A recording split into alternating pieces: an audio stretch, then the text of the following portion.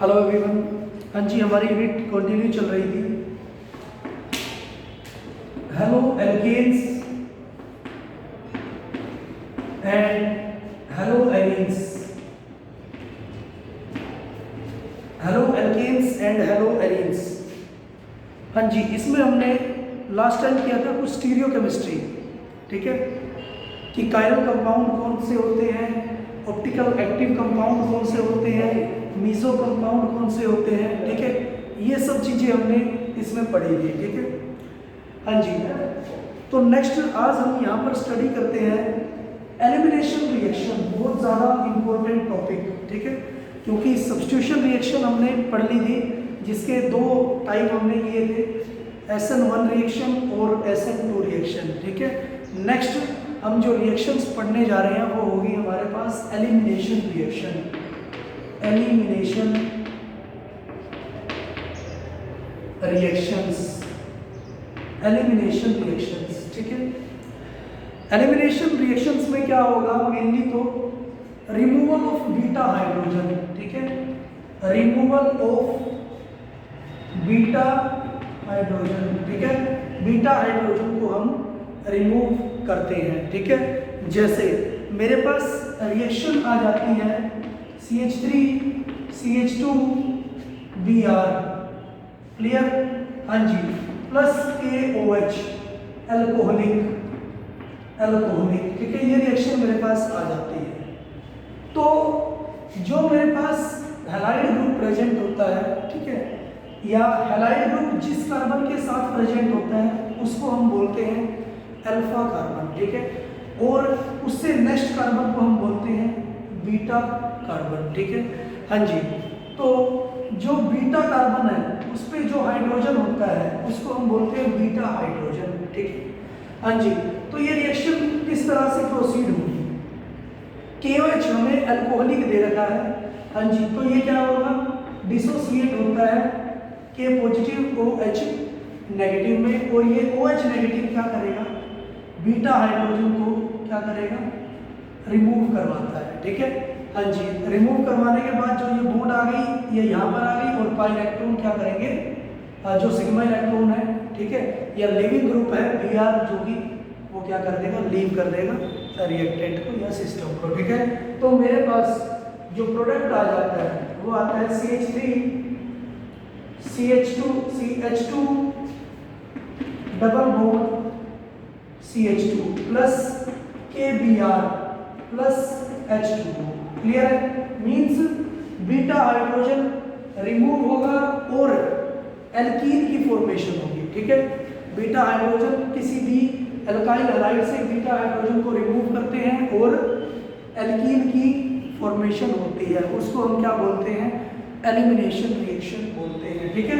अगर ये रिएक्शन होती CH3 CH2 Br plus KOH aqueous, अगर लिख देता KOH एक्वस, ठीक है, तो आपके पास जो रिएक्शन होती वो किस तरह से होती है, OH नेगेटिव कार्बन पर अटैक करता, Br बाहर, ठीक है, तो ये रिएक्शन बन जाती CH3 CH2 OH plus KBr, clear है, CH3 CH2 OH plus KBr means अब हम इसको क्या बोलते हैं, सब्स्टिट्यूशन रिएक्शन, क्लियर है।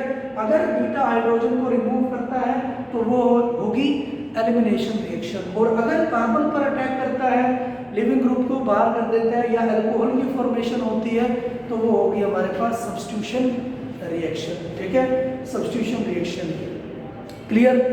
लेकिन बात ये है कि कब हमारे पास में कैसे पता चलेगा कि कोई रिएक्शन एलिमिनेशन जाएगी या फिर सब्स्टिट्यूशन जाएगी, ठीक है। हाँ जी, तो उसके लिए आपको एक ट्रिक लिखनी है, ठीक है, जिसकी वजह से आप इन दोनों में डिफरेंशिएट कर पाओगे, ठीक है, कि कब हमारी रिएक्शन एलिमिनेशन जाएगी या कब एल्कीन बनेगी और कब सब्स्टिट्यूशन जाएगी, ठीक है। हाँ जी, ट्रिक तो सबसे पहले आपको लिखना है कि एलिमिनेशन कब जाएगी, एलिमिनेशन रिएक्शन कब जाएगी, ठीक है। हाँ जी, आपको याद रखना है छोटा सबसे तेज,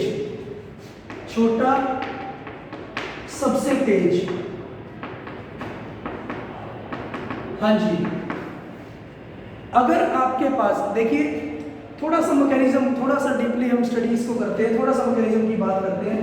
ये आपके पास है Br, ठीक है, ये आपके पास रिएक्टेंट था, ठीक है, और जो न्यूक्लियोफाइल था OH नेगेटिव, वो इस पर भी अटैक कर सकता है कार्बन पर, जिसकी वजह से ये सब्स्टिट्यूशन रिएक्शन देता है, ठीक है, और इस हाइड्रोजन पर भी अटैक कर सकता है, बीटा हाइड्रोजन पर, ठीक है, जिसकी वजह से ये एलिमिनेशन रिएक्शन देता है, एलिमिनेशन रिएक्शन देता है, ठीक है। तो हम क्या देखते हैं कि अगर ये यहां पर मुझे पता है ये जो इलेक्ट्रॉन है, ये जो न्यूक्लियोफाइल है अपने इलेक्ट्रॉन देगा सिग्मा स्टार CH बॉन्ड में, मींस कार्बन हाइड्रोजन की जो एंटी बॉन्डिंग सिग्मा ऑर्बिटल है उसमें ये अपने इलेक्ट्रॉन देता है, क्योंकि एंटी बॉन्डिंग इलेक्ट्रॉन है तो वो वैकेंट मिलेगी, और बॉन्डिंग इलेक्ट्रॉन है वो क्या बनेगी ऑक्यूपाइड मिलेगी, ठीक है, 2 इलेक्ट्रॉन उसमें होंगे, क्लियर है। और इस केस में वो क्या करता है कि जो न्यूक्लियोफाइल है अपने इलेक्ट्रॉन डोनेट करता है सिग्मा स्टार CBr या CX ऑर्बिटल में, ठीक है, क्योंकि बॉन्डिंग तो क्या है ऑक्यूपाइड है, ये क्या है खाली मिलेगी, एंटी बॉन्डिंग आपको पता है, ठीक है, आप एमओटी में पढ़ चुके हो, हाँ जी। अब जब ये अपने इलेक्ट्रॉन देता है सिग्मा स्टार CH में, तो इसके जो बॉन्डिंग इलेक्ट्रॉन है वो क्या होंगे रिपेल होंगे, ठीक है, और रिपेल होंगे वो कहाँ चले जाएंगे कार्बन कार्बन जो बॉन्डिंग ऑर्बिटल होती है, ठीक है, सिग्मा कार्बन कार्बन जो बॉन्डिंग ऑर्बिटल होती है, अब बॉन्डिंग ऑर्बिटल में आ गए कार्बन कार्बन के, ठीक है, तो ये क्या करेंगे कार्बन CH की जो बॉन्डिंग ऑर्बिटल में इलेक्ट्रॉन है उसको क्या करेंगे रिपेल करेंगे, ठीक है, और उनको भगा देंगे, क्लियर। और इस तरह से हमारी एलिमिनेशन रिएक्शन प्रोसीड होती है, ठीक है। तो एक चीज और आपको इसमें देखनी है, ठीक है, कि हमारे पास एक तो न्यूक्लियोफाइल की एनर्जी है जो कि आपको पता है बहुत ज्यादा एनर्जेटिक होता है न्यूक्लियोफाइल, ठीक है, ये मेरे पास न्यूक्लियोफाइल की एनर्जी जिसको मैं बोल सकता हूँ HOMO, highest occupied molecular orbital, ठीक है, और जो हमारे पास एंटी बॉन्डिंग ऑर्बिटल्स होंगी चाहे वो सिग्मा स्टार CH है चाहे वो सिग्मा स्टार CBr है, वो क्या होंगी ज़्यादा एनर्जेटिक होगी, क्योंकि आपको पता है एंटी बॉन्डिंग की एनर्जी क्या होती है ज़्यादा होती है, ठीक है, ज़्यादा होती है, क्लियर है, हाँ जी, और वो क्या है वैकेंट है, ठीक है, और जितनी ज़्यादा इलेक्ट्रोनेगेटिविटी होगी सिस्टम के अंदर, ठीक है, क्योंकि हैलोजन ग्रुप है उतनी ही एनर्जी को वो क्या करेगा कम करेगा, तो मैं लिख सकता हूँ कि सिग्मा स्टार CX की का एनर्जी लेवल ये है, और इसकी इलेक्ट्रोनेगेटिविटी कम है कार्बन हाइड्रोजन बॉन्ड की, तो इसकी बॉन्डिंग एंटी बॉन्डिंग का जो एनर्जी लेवल है वो ज़्यादा होगा, सिग्मा स्टार CH का जो लेवल है वो इससे क्या होगा ज़्यादा होगा, क्योंकि यहाँ पर हैलोजन इलेक्ट्रोनेगेटिव है और एनर्जी को क्या कर देता है कम कर देता है, ठीक है। तो ये दोनों मेरे पास बनी LUMO, least unoccupied molecular orbital, ठीक है, least unoccupied molecular orbital, unoccupied क्यों, क्योंकि वैकेंट है, ठीक है। अब जो न्यूक्लियोफाइल है जो कि ऑक्यूपाइड है अपने इलेक्ट्रॉन किसमें देगा LUMO में देगा, ठीक है, तो उसके पास 2 केस है, या तो वो यहाँ दे सकता है, ठीक है, क्योंकि इसका एनर्जी लेवल क्या है कम है, या फिर अपने इलेक्ट्रॉन दे सकता है यहाँ पर, क्लियर, ठीक है। तो आपको दिख रहा है इसका एनर्जी लेवल कम है, ठीक है, तो उसको यहाँ पर इलेक्ट्रॉन देने के लिए सब्स्टिट्यूशन करने के लिए कम एनर्जी की रिक्वायरमेंट होगी, ठीक है, लेकिन यहाँ एनर्जी लेवल एनर्जी गैप ज़्यादा है, तो इसको देने के लिए ज़्यादा एनर्जेटिक होना पड़ेगा, किसको न्यूक्लियोफाइल को, ठीक है। तो एक केस हम ये बोल सकते हैं कि यहाँ से ये दे देता है काइनेटिकली प्रोडक्ट, क्लियर है, काइनेटिकली प्रोडक्ट ये हमें यहाँ से दे देता है, या काइनेटिकली फेवरेबल प्रोडक्ट हमें देता है अगर वो सब्स्टिट्यूशन कम एनर्जी लेवल में अपने इलेक्ट्रॉन डोनेट करता है, ठीक है।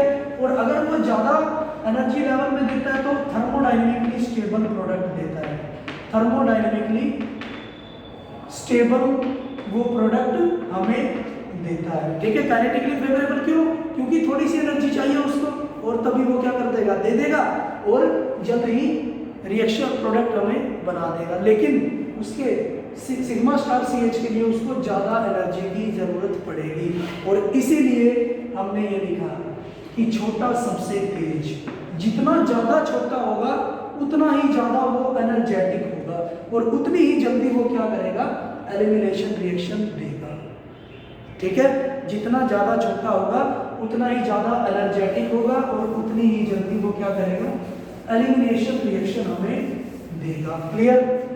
हाँ जी। जो छोटे न्यूक्लियोफाइल हमें देख रहे हैं, हाँ जी, 1s का हो सकता है, ठीक है, जैसे हाइड्राइड आयन आ चुका है, ठीक है। 1s का क्या है, हाइड्राइड आयन, H नेगेटिव आ गया, या फिर सेकंड पीरियड के हो सकते हैं, ठीक है। सेकंड पीरियड तो आपको पता है बकनोव ने, इनमें से अगर कोई न्यूक्लियोफाइल आता है, ठीक है, न्यूक्लियोफाइल आता है तो वो क्या हो सकता है, वो क्या हो सकता है, वो एलिमिनेशन रिएक्शन इजीली हमें दे सकता है, ठीक है। जैसे NH2 नेगेटिव आ गया, NH2 नेगेटिव आ गया, हाँ जी, Et2 डाइइथाइल, Et2 नेगेटिव आ गया, हाँ जी, 2p का न्यूक्लियोफाइल है, सेकंड पीरियड का है। OH नेगेटिव आ गया, सेकंड पीरियड का है, ऑक्सीजन। क्लियर है? हाँ जी। तो और ग्रिग्नार्ड रिएजेंट आ गया, ग्रिग्नार्ड रिएजेंट आ गया, वो भी बहुत ज्यादा क्या होता है, एनर्जेटिक होता है, RMgX जिसको हम बोलते हैं। क्लियर? गिलमैन रिएजेंट आ जाता है, गिलमैन रिएजेंट, ठीक है, वो भी क्या होता है, एनर्जेटिक होता है, किसी भी एनर्जी लेवल को वो क्या कर सकता है, कवर कर सकता है, ऑक्यूपाई कर सकता है, ठीक है। R2CuLi हमारे पास होता है गिलमैन रिएजेंट, ठीक है। तो हम बोल सकते हैं एज ए ट्रिक, अगर हमारे पास ये न्यूक्लियोफाइल आ जाते हैं, ठीक है, और इनके साथ कुछ हम फैक्टर आपको लिखवाएंगे, वो फैक्टर आ जाए तो आपकी रिएक्शन जाती है एलिमिनेशन, वरना आपकी रिएक्शन जाएगी सब्स्टिट्यूशन, ठीक है। वो फैक्टर कौन कौन से होंगे? हाँ जी, या तो पायरोलिसिस आ जाए, पायरोलाइसिस आ जाए, ठीक है। पायरोलाइसिस मींस रिएक्शन को हीट कर देना, गर्म कर देना, ठीक है। थर्मल कंडीशन हम बोल सकते हैं, ठीक है। थर्मल कंडीशन अगर ये एज ए रिएजेंट आ जाती है, एरो के ऊपर आ जाती है, ठीक है। या कोई टेम्परेचर, हाई टेम्परेचर आपको दे दिया जाता है, ठीक है, हाई टेम्परेचर आपको दे दिया जाता है, या फिर most important polar protic solvent दे दिया जाता है, पोलर प्रोटिक सॉल्वेंट दे दिया जाता है, तो भी रिएक्शन क्या करेगी, एलिमिनेशन जाएगी। क्लियर है? मींस ये नेक्ड न्यूक्लियोफाइल दे दिए जाए जो कि 2p के होंगे या 1s के होंगे, ठीक है। नेक्ड मींस जिन पर नेगेटिव चार्ज प्रेजेंट होता है, ठीक है, नेगेटिव चार्ज, क्योंकि आपको पता है जो नेक्ड न्यूक्लियोफाइल होते हैं वो ज़्यादा एनर्जेटिक होते हैं as compare to covered nucleophile, ठीक है। कवर्ड न्यूक्लियोफाइल बोलते हैं जिनके पास लोन पेयर प्रेजेंट होता है, जैसे NH2, ये ज़्यादा एनर्जेटिक नहीं होते, ठीक है। तो ये छोटा एनर्जी लेवल ही कवर कर पाते हैं, ठीक है, इसलिए सब्स्टिट्यूशन दे देंगे। लेकिन जो नेक्ड होते हैं वो ज़्यादा एनर्जेटिक होते हैं और वो ज़्यादा से ज़्यादा कितना भी ज़्यादा एनर्जी गैप को कवर कर लेते हैं, ठीक है, और वो एलिमिनेशन रिएक्शन दे सकते हैं। तो ये न्यूक्लियोफाइल आपके पास होने चाहिए और ये उनके साथ ये फैक्टर प्रेजेंट होने चाहिए, ठीक है। तो आपकी जो रिएक्शन है वो क्या चली जाएगी, वो क्या हो जाएगी, एलिमिनेशन रिएक्शन चली जाएगी। क्लियर है? तो इस ट्रिक को आप बड़े अच्छे से नोट डाउन कर लीजिए, ठीक है। हाँ जी, नेक्स्ट कुछ एग्जांपल करते हैं एलिमिनेशन रिएक्शंस के।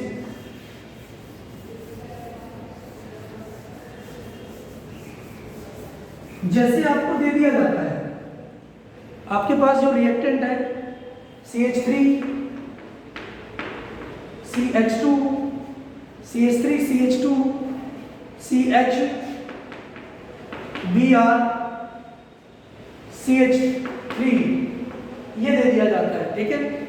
हाँ जी, ये दे दिया जाता है तो आपको ऐसे रिएजेंट दे दिया जाता है, रिएजेंट है आपके पास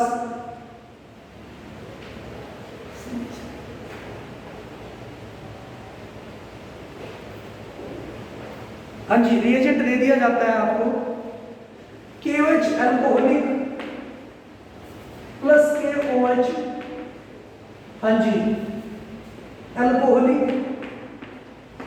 और ये आपको दे दिया। हाँ जी, तो आप सबसे पहले देखो, ये दिया है मुझे polar protic solvent. Polar protic solvent, ये पोलर प्रोटिक सॉल्वेंट क्या करता है? पोलर प्रोटिक सॉल्वेंट क्या करता है? इसको आयंस में चेंज कर देता है, K पॉजिटिव OH नेगेटिव। हाँ जी, अगर आयंस में चेंज कर दिया तो मुझे क्या मिला? सेकंड पीरियड का न्यूक्लियोफाइल मिलेगा। ठीक है, सेकंड पीरियड का न्यूक्लियोफाइल दे रखा है, प्लस फैक्टर दे रखा है।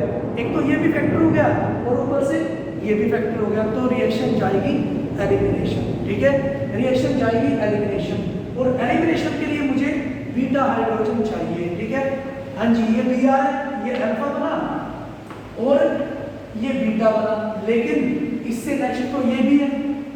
ठीक है, ये भी क्या बना? बीटा हाइड्रोजन बना। ठीक है, तो इसका मतलब हमारे पास एक से ज्यादा बीटा हाइड्रोजन यहाँ पर प्रेजेंट है। ठीक है, हाँ जी, तो हम क्या करेंगे? दोनों से ही प्रोडक्ट बना के देखेंगे। ये फर्स्ट प्रोडक्ट, ये हमारे पास होगा सेकेंड प्रोडक्ट। ठीक है, फर्स्ट से अगर हम अटैक करते हैं तो ये हमारे पास जो प्रोडक्ट आएगा वो आया CH3 CH2 CH double bond CH2, ये आया फर्स्ट से प्रोडक्ट। क्लियर है? अगर जो सेकंड हम करते हैं तो Br बाहर, तो ये आता है मेरे पास product CH3 CH double bond CH CH3, ये आता है मेरे पास सेकंड प्रोडक्ट। क्लियर है? लेकिन इनमें से मेजर प्रोडक्ट कौन सा होगा? ठीक है, इसमें से मेजर प्रोडक्ट कौन सा होगा? ठीक है, एल्कीन मेरे पास बन चुका है, प्लस H2O निकल जाएगा, H2O निकल जाएगा, प्लस KBr निकल जाएगा, और हिसाब बराबर हो चुका है रिएक्शन का। ठीक है, हाँ जी, अब इनमें से स्टेबल प्रोडक्ट कौन सा होगा? ठीक है, एल्कीन्स की, आपको पता है एल्कीन्स की स्टेबिलिटी हम कैसे देखते हैं? ठीक है, हाइपर कंजुगेशन से देख सकते हैं। ठीक है, हाइपर कंजुगेशन इफेक्ट क्या होता है? जो अनसैचुरेटेड कार्बन होते हैं उनसे जो नेक्स्ट कार्बन है उसके पास जितने हाइड्रोजन प्रेजेंट होंगे उसके उतने ही हाइपर कंजुगेशन स्ट्रक्चर होते हैं। तो इसके पास 2 हाइड्रोजन है तो 2 हाइपर कंजुगेशन स्ट्रक्चर। हाँ जी, ये कार्बन है अनसैचुरेटेड, इससे अगला कार्बन ये है जिसके पास 3 हाइड्रोजन है तो 3 हाइपर कंजुगेशन। हाँ जी, इससे अगला ये कार्बन है जिसके पास भी 3 हाइड्रोजन प्रेजेंट है तो यहाँ से 3 हाइपर कंजुगेशन, और ये टोटल बने 6 हाइपर कंजुगेशन। जितने ज्यादा हाइपर कंजुगेशन होंगे उतने ही ज्यादा स्टेबिलिटी होगी। ठीक है, तो ये मेरे पास बना मेजर प्रोडक्ट और ये मेरा बना माइनर प्रोडक्ट। ठीक है, ये मेजर प्रोडक्ट है और ये माइनर प्रोडक्ट है। क्लियर है? हाँ जी, इसको हम सेटजफ रूल से भी प्रूव कर सकते हैं। ठीक है, सेटजफ रूल क्या होगा? सेटजफ रूल क्या होगा? ठीक है, सेटजफ रूल होता है, it states that in case of elimination reaction,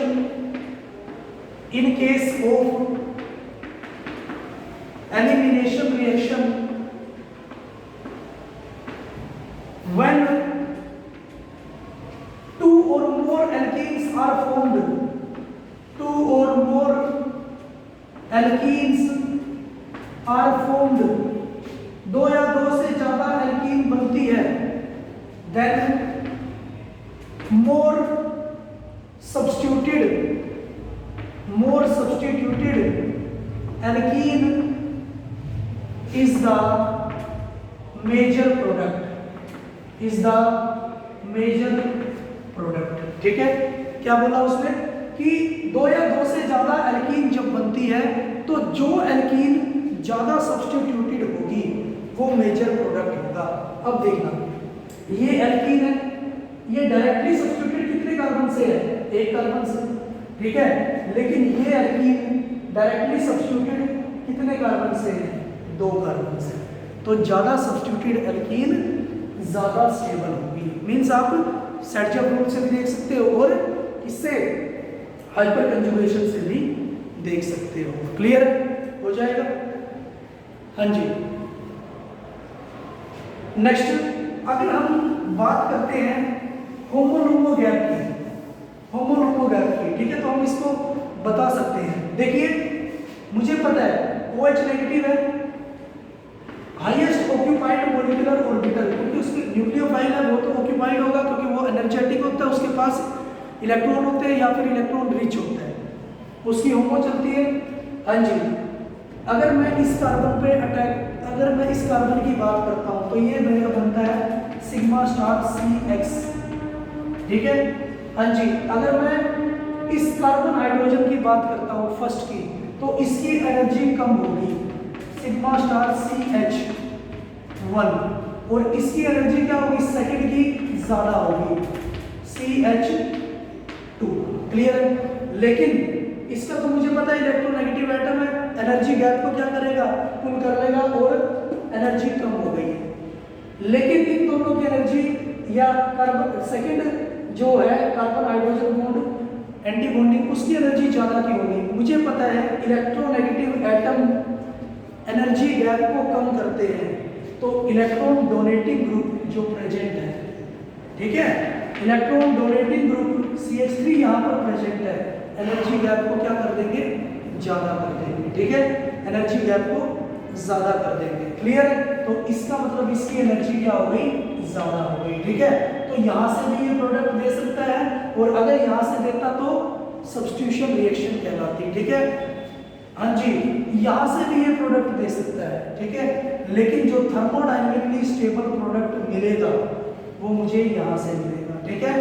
thermodynamically stable product मिलता है सेकंड कार्बन से, काइनेटिकली फेवरेबल प्रोडक्ट मिलता है सब्स्टिट्यूशन रिएक्शन से, ठीक है, CX बॉन्ड से। क्लियर हो जाएगा? हाँ जी। तो ये इसका एनर्जी गैप है, होमो-लूमो गैप भी हम इसको बोल सकते हैं, ठीक है। तो इस तरह से हम एलिमिनेशन रिएक्शंस के अलग अलग